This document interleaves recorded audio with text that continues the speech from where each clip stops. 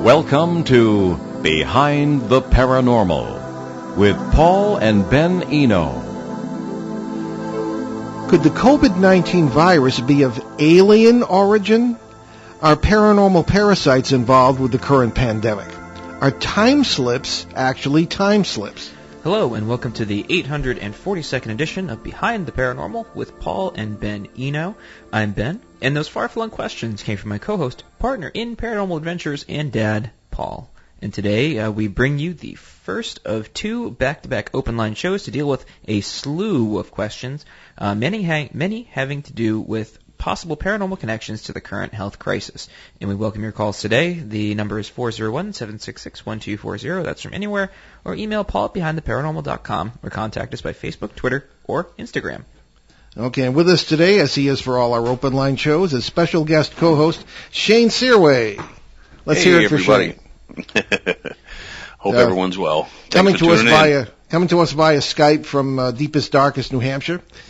His bat cave, if you will. Yeah, well, we miss him in the studio. It's a wonderful experience to be broadcasting all three of us from here. However, it is what it is. So let's begin. There are three.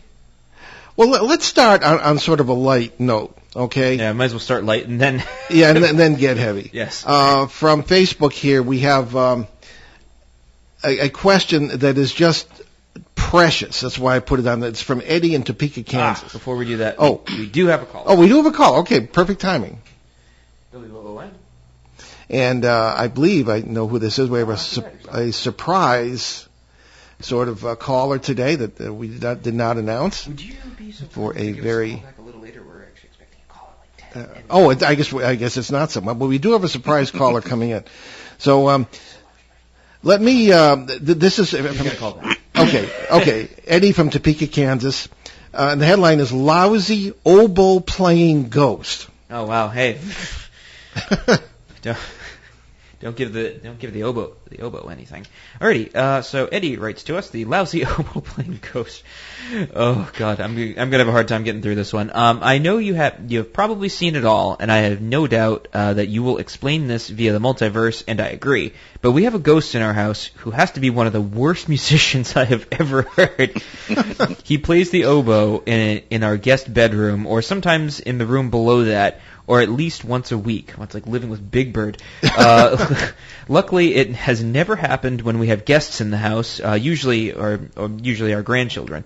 Otherwise, we'd have to come up with some quick explanations. The dog hears it too and starts to howl along with the attempted music. As you would say, we are certainly sharing the space with some untalented but determined sap from someone else. Is there any way to close off the portal or point of contact before he drives us nuts? Yeah, that reminds me of the clumsy ghost a couple of years ago. That was in the Midwest, and it would, it would fall down the stairs and knock stuff over, and it drove everybody crazy. And our determination was Uncle So-and-so, who had lived in the house. I don't think he was even dead yet, but it was a multiversal kind of a time slip thing. In our opinion. And I don't know. So, Shane, we'll give this to you for a start. Well, it definitely sounds like a bleed over, multiversal type of thing, a bleed over from parallel to parallel. So, and I find the best way to affect something like that in the work that I've done, where you have something that's not really interacting with you, but it's kind of doing its own thing in its own time, it's usually brought on through like a strong emotional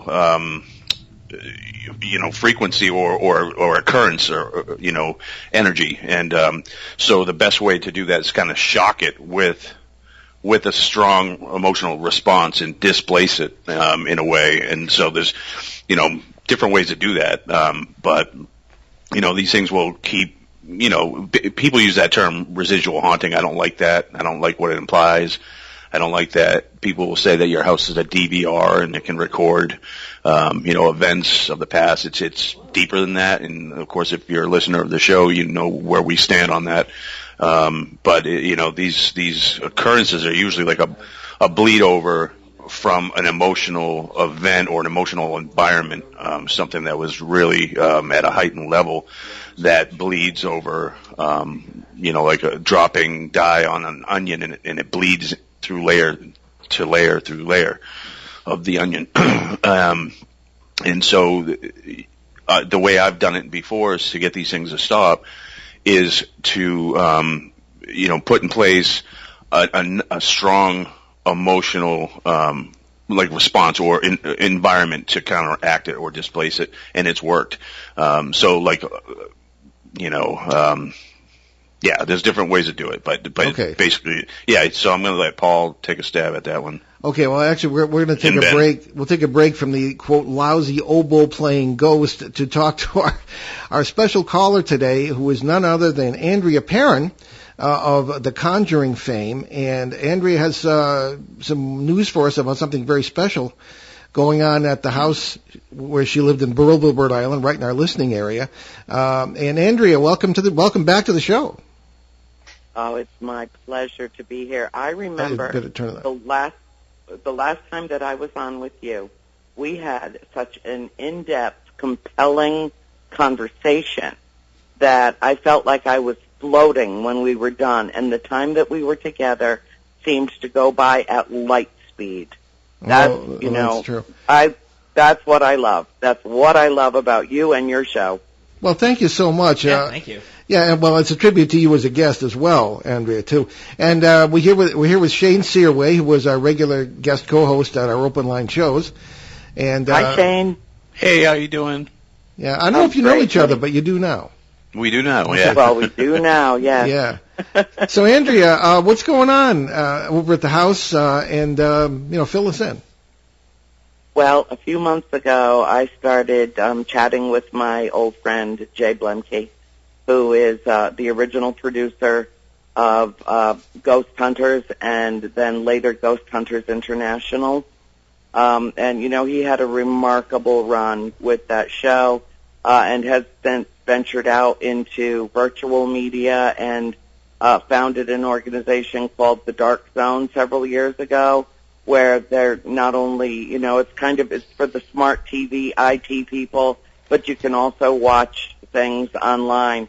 And it's just a wonderful venture. Well, we had planned on doing a thing at the farm, like where everybody goes to the farm and we do a thing. But, of course, in the life and times of COVID-19, that's not happening. Mm. So we decided that he and his other fellow producers decided that it would behoove us to really look at this from a different angle. And basically what they've created, and I take absolutely no credit for it whatsoever, what they created is an online format that basically takes you into the farm so that on your screen you will see about at least probably 12 different camera shots from cameras that are set up all over the house. And it's a virtual Paracon where there are dozens and dozens of the top people in the field that are going to be involved with talking about not only the farmhouse, but their adventures, things they've experienced, the books they've written, the things that they've done. It's a way to, without leaving your seat in front of your desk, go to a Paracon for practically nothing. We're using it to raise money for the COVID-19 folks. There are so many food banks that need help. There are so many homeless shelters that need help. There are so many people that need help in this country right now that this is a way for us to, put a little Band-Aid on it, to do what we can. If everybody does what they can, then what we have is a solution instead of a problem. So well put. Yeah. What I want to do is devote as much of my time as they'll have me to this venture. So I'll basically be popping in and out. I'll be introducing some of the speakers.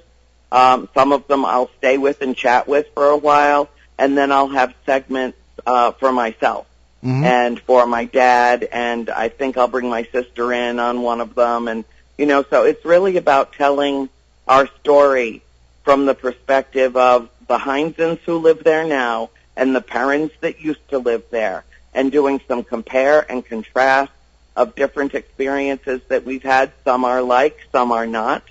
And, exploring this for, covering 5 decades, because we moved in the 70s. 1970 is when my folks bought the house, and we moved in right after Christmas in 71.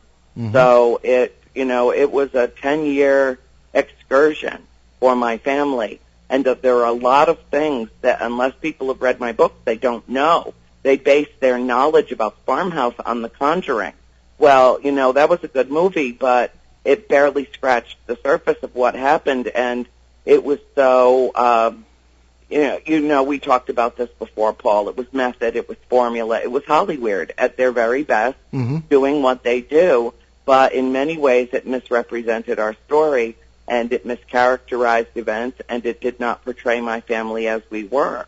My father was not a big fan of Ed and Lorraine Warren at the time. He didn't know them, he didn't trust them, and he did not want his wife talking to them about ghosts and spirits in our house, when he was at that time still firmly saying, there's nothing here.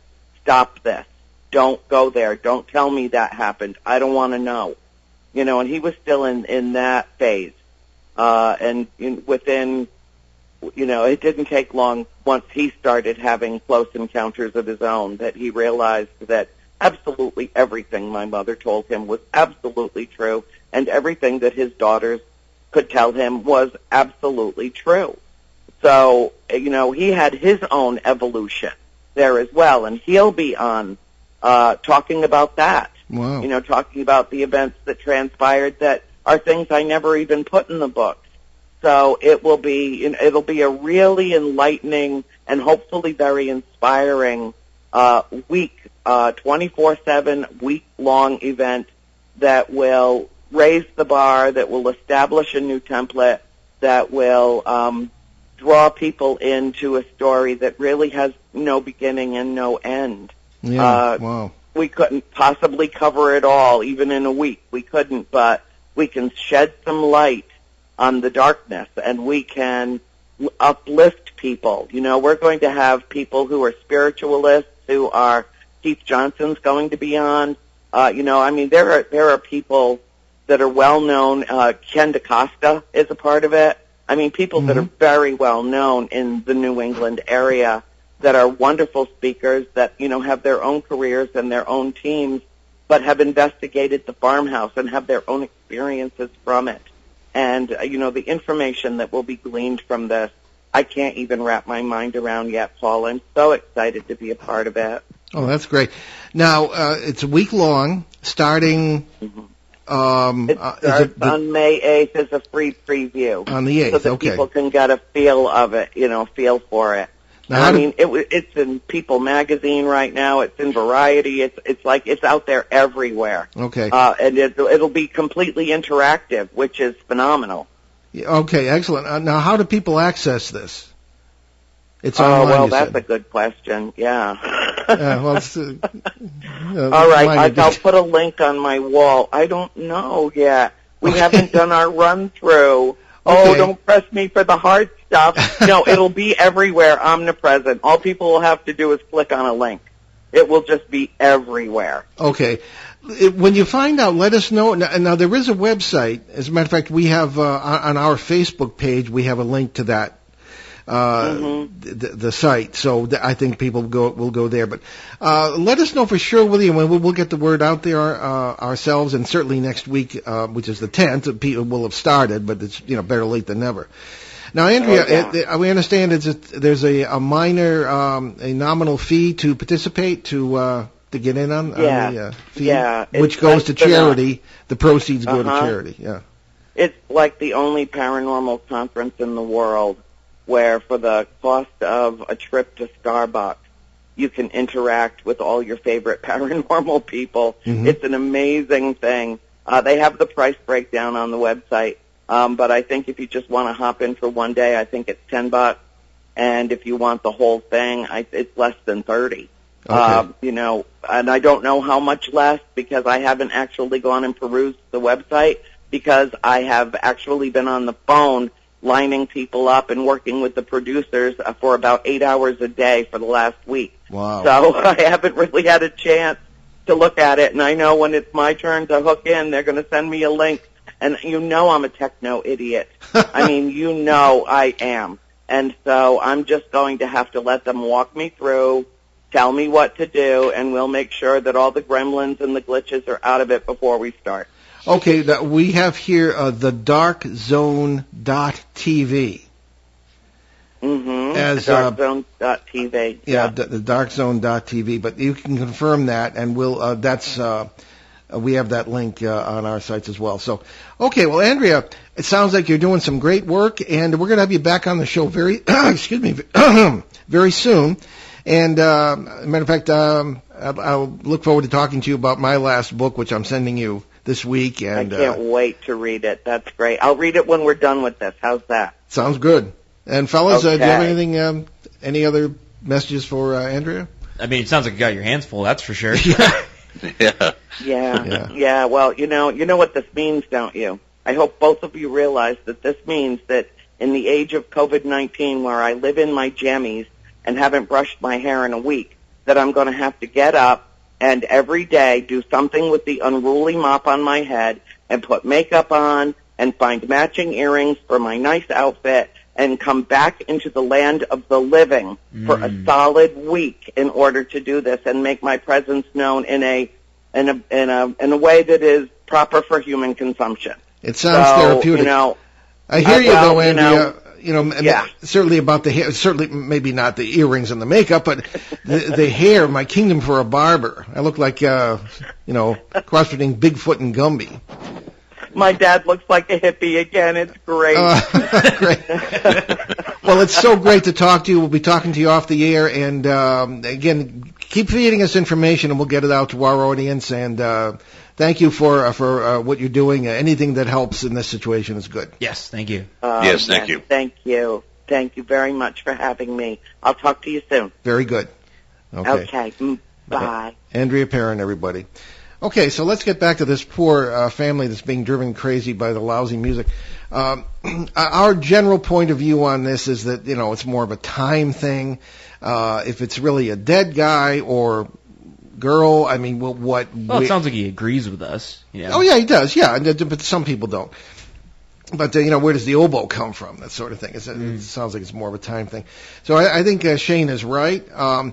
One wonders what emotional impetus there may be behind such a sort of, I guess, what to us sounds like more of a lighthearted, quote, haunting, unquote. And you might have, maybe, I'm not trying to be funny, maybe he's driving his own family crazy in his own world with this, I remember your brother trying to practice the violin, Ben. It wasn't quite on the level or the degree of this sort of annoyance. More like a Sherlock level of playing. Or your grandmother would try to practice the violin back in 1,000 years ago, and Muggins, the dog from the next street, would come all the way over and would howl outside the window. And so finally she got the message. So anyway, I think it is something you can probably. There are ways to close the point. And Ben, you and I have actually kind of try to move intersect points or portals, as people might call them. They kind of move on their own. They do, yeah. And it's just kind of an assisting in the process. Yeah. I would like to know more about this. It would help if our correspondent would tell us when this began, how long they lived in the house, and everything else. But I think, basically, I would go by what Shane says. I've never regretted going by anything Shane says. Yeah, that's fair. Yeah. All right, so let's leave it at that and hope for the best, and maybe he'll get better at music. I don't know. Who knows? It sounds like practice makes perfect. Sounds like he loves the music, but the music doesn't love him. No. All right, so let's move on to. There were actually 4 general questions that came in from a lot of people, and I kind of boiled them down, and we'll just take them one at a time, and that's why we have another show next week like this, and we can maybe get to some more of them. Okie dokie. So let's start with the first of the 4, the big 4, if you will. Do you feel there could be a paranormal component to the coronavirus outbreak, as in deliberately introduced by parasites or causing it to escape from the Wuhan biolab? Well, I'll just take that. I'm very wary of attributing, the devil made me do it kind of things. I think that perhaps it's not impossible that there are parasites that push buttons in people and can probably cause things. Not to sound medieval about it, but it is possible. Shane, what do you think? Well, I did so much research on this, and I don't think there was, a parasitic influence. Of course it could have been, but, and I don't think it came from, consuming bats either. I definitely think it was, it linked to the laboratory. Whether it was, the question is, was it released intentionally or not? And, but certainly it's been blown out of proportion, for political reasons for sure. Mm-hmm. The acceleration of it, there was a study done in the United States that got pushed over into China and was funded and signed off on by, Dr. Fauci, to the tune of $3.7 million, and where they continued the research over there, when it should not have happened. And, now, did it get accidentally released or was it released on purpose? We don't know.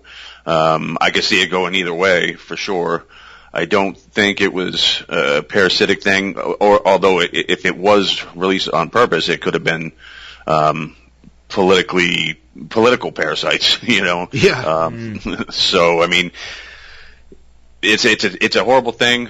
It was grossly exaggerated, and I think it was, and certainly people did die, but when you look at the numbers, they just did a reassessment of the deaths, and they dropped a huge number off of the coronavirus death. Really? Because yes, and it went from almost 1 million worldwide to down to like barely, I think it was just tens, thousands, and I think it was like bad enough. Yeah, and I can't remember the number. I think it was somewhere around 37,000 as opposed to almost 800,000. And because those other, the deaths came from people that had diabetes, people that had, so there were things that complicated the whole thing. But people that died of coronavirus alone, that number has been just demolished. And so certainly it's not a good thing. The flu isn't a good thing. There's things that just aren't good. The disturbing thing is that it was created by us. We purposely took, the coronavirus has been around for a while, different versions of it, and this was accelerated and tried to make to be, how bad can we make this virus?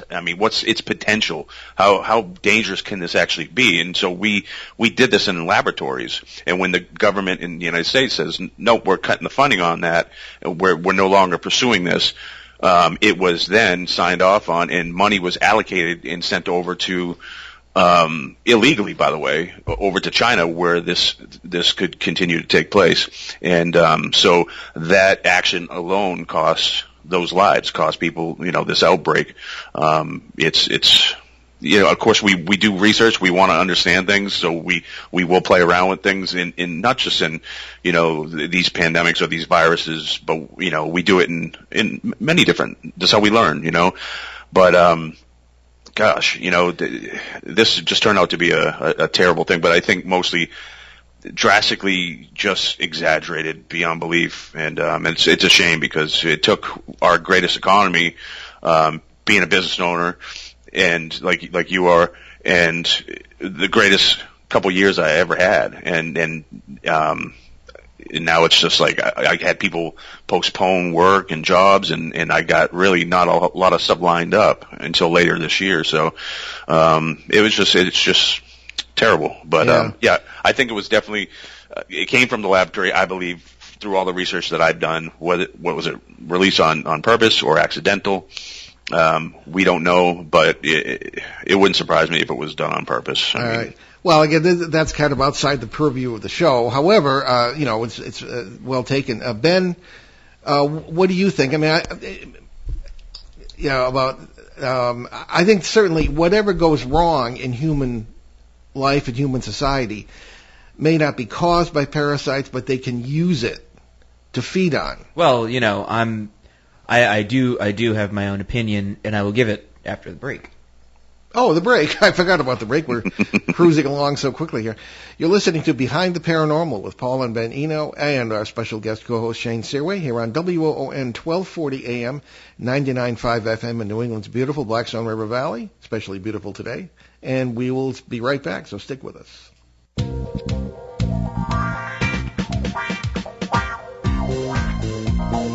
The night is alive. Join us and take a walk on the weird side when you tune in to the Kingdom of Nye, hosted by Heather Wade, the finest in late night talk. Listen live free weeknights starting at 9 p.m. Pacific time at thekingdomofnye.com, talkstreamlive.com, and the Paranormal Radio app. Wanna take a ride? And it's Behind the Paranormal with Paul and Ben Eno here on WOON 1240 AM and 99.5 FM in the beautiful Blackstone River Valley of New England. And we are having an open line show, the first of two back-to-back shows today because we're just loaded with questions.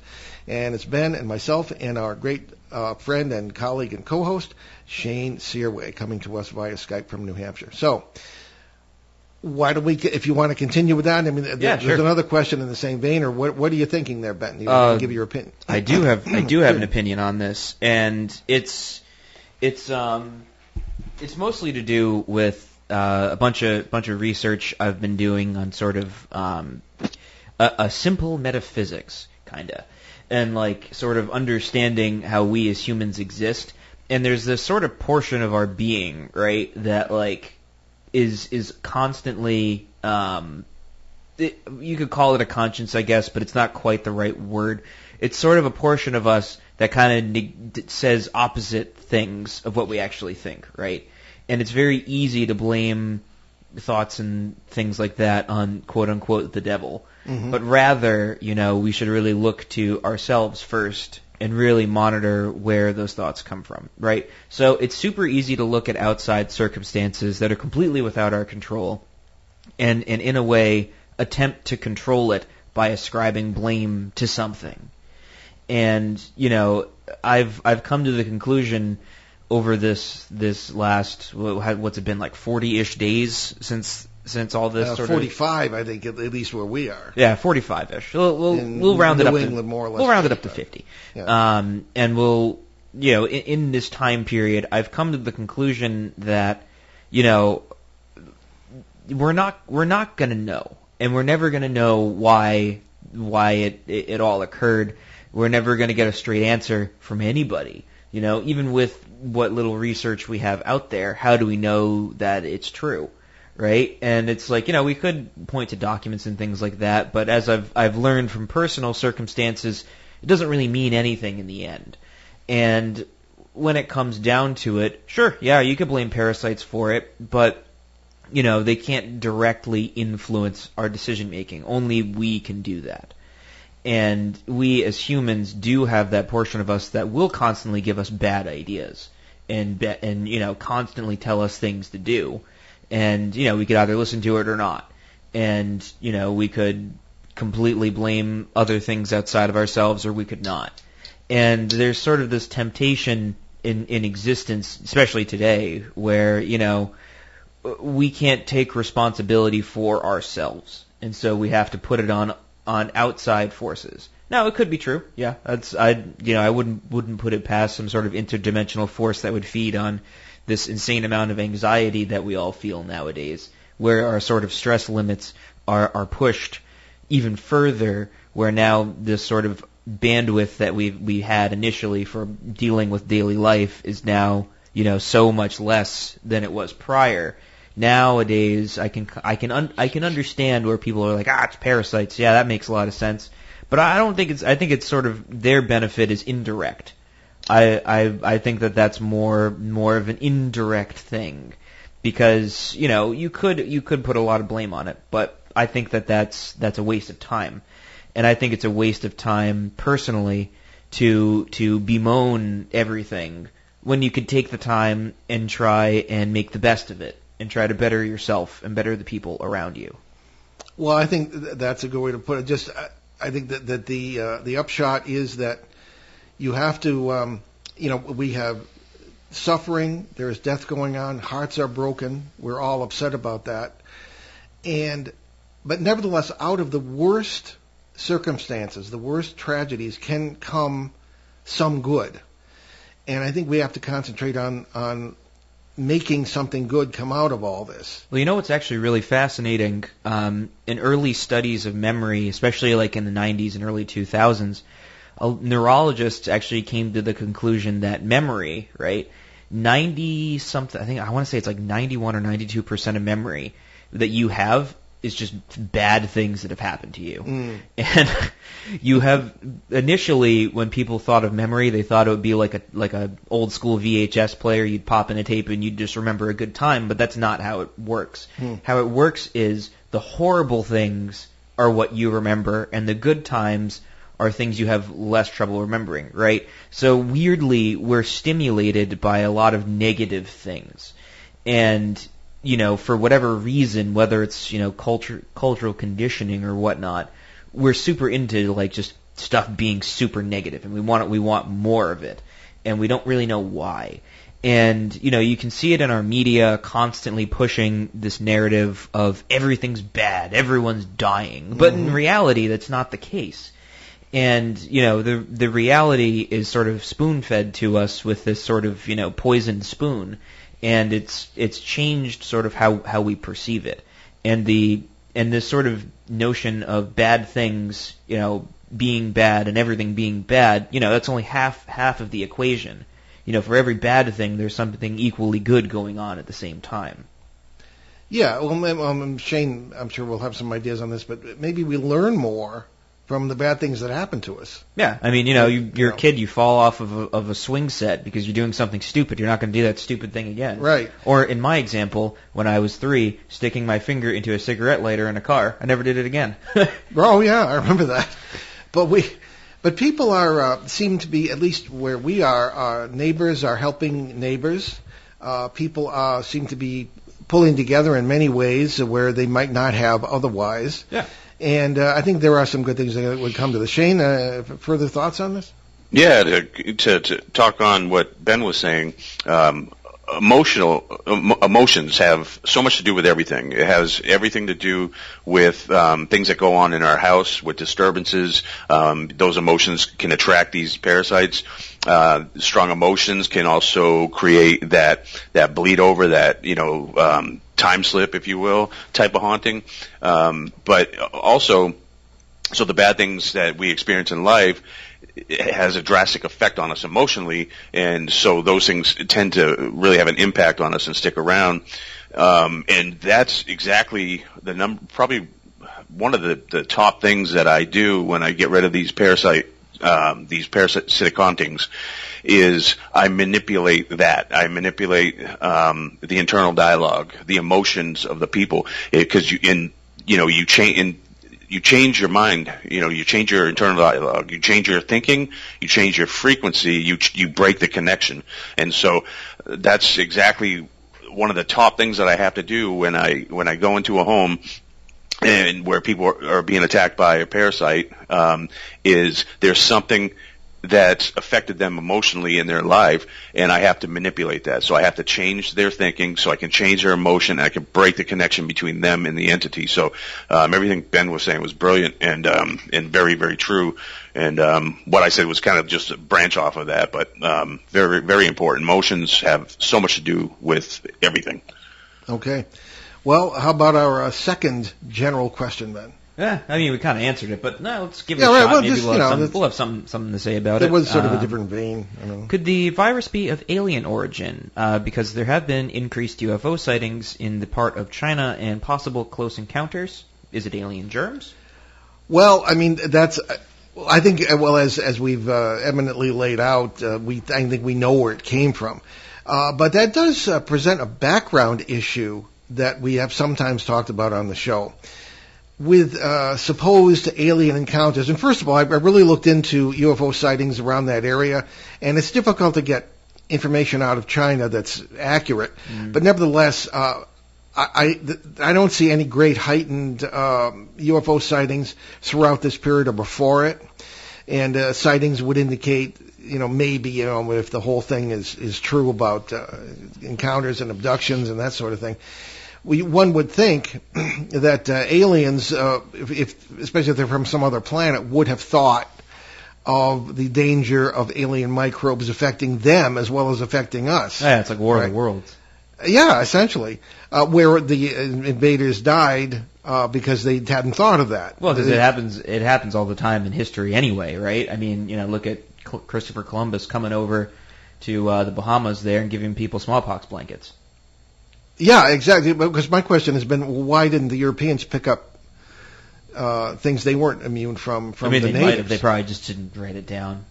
Whatever. I mean, the issue of alien microbes, even within on your own planet, can be a serious problem. So, I mean, that is something that should be considered, but I don't personally see any connection with this potential virus. So that's why I summed up those questions and put it in, because it is an issue that a number of diseases come about and things that we really don't know the origins of in the past, and I'm certainly sure in the future as well. So you never know. And could they be coming in from parallel realities that interact with ours if the multiverse thing is true? You'd have the same situation as you would on another planet if that reality is different enough, the laws of physics, etc. So these are all questions that might be deserve to be addressed in other shows. That's fair. Yeah. Yeah. Shane, any thoughts on that? Yeah, I mean, from all the research I've done, I don't think that would be the case that it came from anywhere else but from us here, Yeah. But I do, being a researcher, we have to look everywhere. Just like you always say, when you investigate a house, you look outside, you talk to other people, neighbors and stuff too, and you find that there's things happening outside. So you have to have a broad awareness when we do this type of work, or whenever we research anything. So when we look at this virus, this coronavirus, and then some recent events, even though I do think it came from us, I don't think it came from anywhere else. But one thing that did kind of struck me as kind of weird was, and I'm sure there's a lot of the listeners were thinking the same thing, was that, 2.5, 3 years ago, the Navy released, said that those UFO, the Tic Tac video, and a couple others were legit, that they were legitimate UFOs or UAPs or whatever. And just recently, just days ago, did the Pentagon confirm that they are actually, now why did the Pentagon all of a sudden confirm that they are legit, that these videos were legit and they're actually UFOs, and that they don't know what they were? Now everyone's freaking out all of a sudden about this, but it was 2.5, 3 years ago where the Navy confirmed that they were true, that these videos were legit. But now why all of a sudden did the Pentagon do this? With all this happening, it just, why? I mean, that there's a reason for that. I mean, I don't know what it is. I don't know if it's related to the coronavirus. Now's a good time. Everyone's distracted. Let's put our 2 cents in and start, releasing some of this information. I don't know. It just struck me as odd. Yeah, me too. But not unexpected. I don't really trust anything that comes out of any government. No. Because first of all, there is no government. I mean, there is, but there are factions. There are different turf battles. There are departments, and so any kind of quote unquote disclosure is. I don't trust it. I think it's naive to expect that there's going to be an honest or complete or accurate release of information, and I don't know. There's always an agenda here. Okay, maybe it's to get people's minds off this other thing, but there's misdirection and all sorts of stuff that I just don't trust. And again, especially having rubbed elbows with the intelligence community at one point in my military life, I just a lot of good people there, but I just they're at odds, and it's not. I don't trust it. No. Ben, any thoughts? Actually, it's funny. I actually completely forgot that the Pentagon said that. A buddy of mine who actually is in the military, he's in Army intelligence. I asked his opinion about it, and he was just like, they're basically saying we're confirming the existence of unidentified flying objects. They're not really saying any more than that. No. I mean, you look at a light in the sky, it's unidentified. Doesn't mean it's from another planet or another that's pretty much what he dimension. said. But he's also kind of a cheeky fellow, so... Yes, I know him too. Yeah, so I thought he just was like, yeah, it's honest, it's not a big deal. And he was plus, I mean, if he is not... When you have a clearance, I mean, it's core mission and need to know only. Right. It's not like you know all this stuff just because you have a clearance. No, he doesn't have the clearance for it, but he said even if I did know anything, he was like, I wouldn't tell you anyway. Of course not. No. Yeah. So anyway, there we have it. We're moving along here. What about what was the next one there, Ben? I believe the next question is... And again, this is another sum up of a lot of questions. Especially around the time the 2012 prophecy was supposed to take place, you talked about a period of great upheaval in the 2012-2016 period and beyond. Is this it? Well, technically, it's not 2016, so... No. Well, we did say and beyond. Oh, yes. Like to infinity and beyond. But, I mean, the things happen in human history. We didn't make any predictions. We just had hunches and expressed opinions. And everybody said, okay, that we got... But we even had a end of the world party on or about the 21st of December 2012. Maybe we went to Cousin Joe's house. Yeah.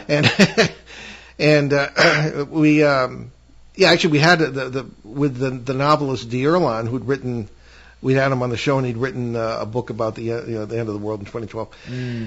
And the next day, everybody woke up, and everything seemed the same. But one can argue that maybe... I mean, what do you mean by the end of the world? First of all, I don't think that's what the Mayans were talking about, just because the calendar ended, or at least that particular whatever I forget what they call the epochs. But it seems like things kind of did change. Certainly politically, socially, there was a lot of upheaval.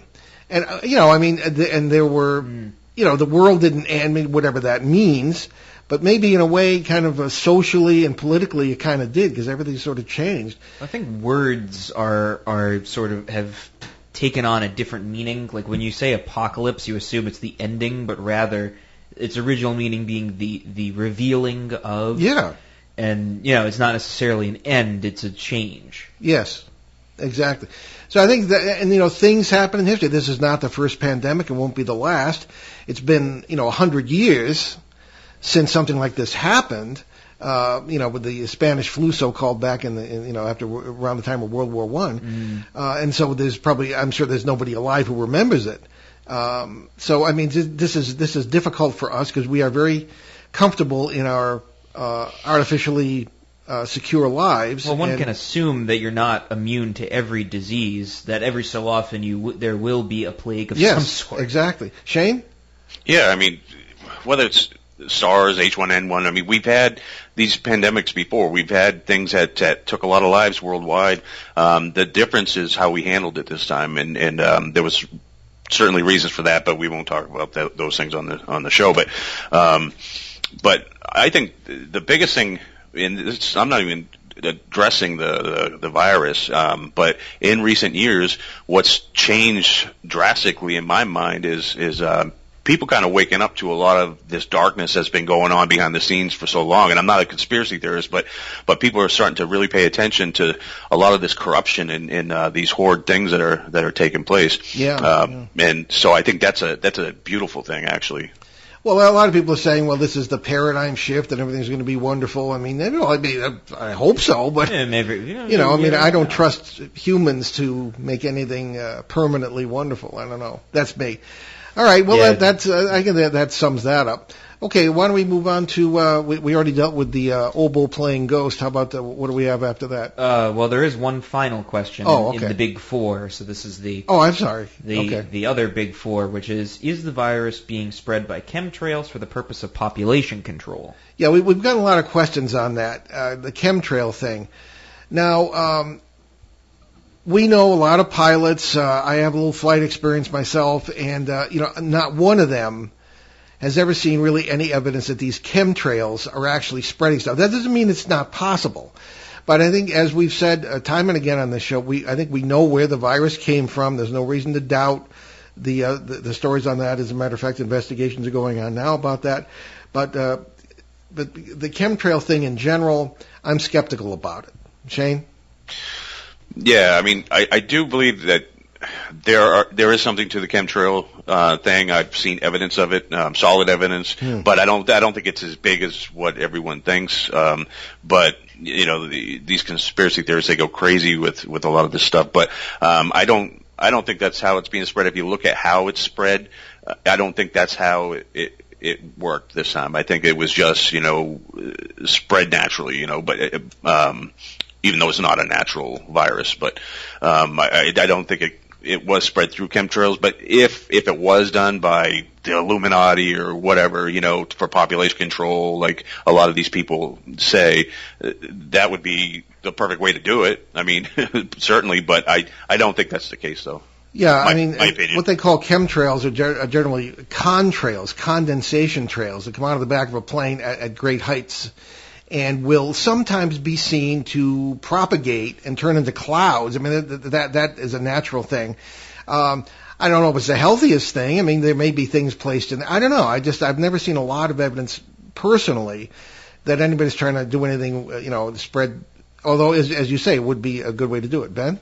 I don't know enough to make any opinions about it one way or another. An honest man. Yeah, well, I mean, I'm not going to speculate about something I don't know a lot about. Well, good. That would make you a rarity in the broadcast or publishing or journalism world, I think. Okay. Anyway, so what do we have into the more specific questions? Let's see. I'm hoping we can find something that's relatively quick. Yeah. We have a couple minutes. Right, we can get started and finish it next week. Yeah, that is a good point. Let's see. I'm trying to find something. Here's one that'll really grind your gears. So this is from Karen in Boston, not too far away from us. And Karen writes to us, I think your multiverse theories are brilliant, but it raises questions for me. I have attended seances where mediums have been taken over by spirits who really seem to be what they said they were. They knew people in the room, and they knew everything about the person they knew in life. With Ouija boards also, I have seen what really seems to be spirits of the dead. Where does this all fit into your theories? Are the rest of us getting it wrong? Well, I don't know if anybody's getting it wrong. I attended a Loa ceremony in Haiti, which scared me to death. That was many years ago, but my gosh, spirits, which I thought were parasites. I never felt... The parasites have a certain... very filthy kind of a presence. That's the best way I can put it. Very alien and very almost dirty. I don't even know if that's the right word, but at least to me. And this place was full of it. But people thought that the parasites, they didn't think they were parasites, were doing them a favor. They took over people. One guy said it told him when he was going to die, and he was delighted with that because he said he could get his family ready. So, I guess, talk about making lemons out of lemonade, I guess. But generally, it's a terribly negative experience. I don't know about, a lot of these things have to do with, I think, time and the appearance that we give it. In other words, I think our interpretation, which tends to be very narrow and spiritualist, it's got to be the spirit of a dead person. What else could it be? Well, there are lots of other things it could be. Parasites are very convincing. This is how they make a living. This is how they live. This is how they eat. And they're very good at pushing your buttons and making you think they're somebody you can trust, that sort of thing. Shane, I'm sure you have some thoughts on this. Yeah, I mean, everything you said, and like I said, back to the emotion thing too. People that are extremely empathic, too, like that's a real thing. Like people think it's just something that people throw out there, but I am an empath, and it's horrid. Actually, it's not fun, and so when you're really, really strong that way, you can literally feel people's emotions, and you can feel their thoughts, and you can feel their pain, and so people that open themselves up to that experience with the purpose of helping someone else or getting information, it's not. I don't think it's just like they're letting something into their body as much as they are linking to emotions and thoughts too, which all have frequency, and so I mean that's my thought. I think it's more like a syncing of emotion more than anything. Yeah. Why don't we continue? I don't know, Ben, if you have a thought or two in a few seconds. Yeah, I can sum up my thoughts real quick. Sure. So, I mean, all we have are theories, right? And I think that's kind of the pivotal word here. We're not saying multiversal law, we're saying theory. And, take it for what it is, and it's our experiences, much like everybody else's experiences, that we've kind of come to study over time. Whether it makes more sense, sure, awesome, great. I think one of the things to keep in mind is, if the multiverse experience is true, then yes, a parasite or, a quote-unquote spirit of the dead would know everything about someone in the room because they are that person in the room. Sure. Or they are the person that, has quote-unquote deceased. And if that's the case, then yeah, they would know things that, no one else would know. Or that only that person would know, which could, in theory, be half correct. I've encountered that in my own experience. Right, which you would be half correct in saying that, oh, it's the deceased.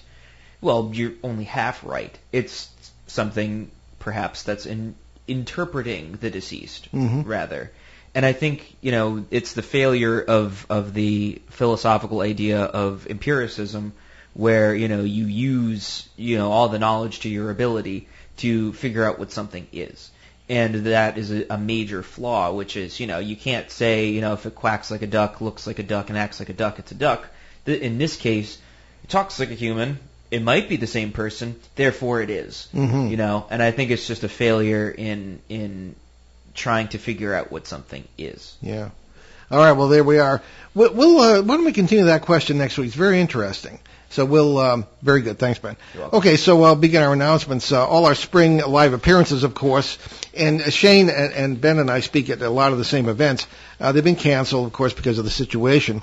But we are thinking of an online charity, but we're working on that, Beyond the Paranormal. Maybe something similar. Well, no, maybe not something similar, but something, with the same goals as Andrew Perrin was talking about earlier in the show, for raising money for some of the COVID charities. So we'll be out on social media about that and have more news on that next week.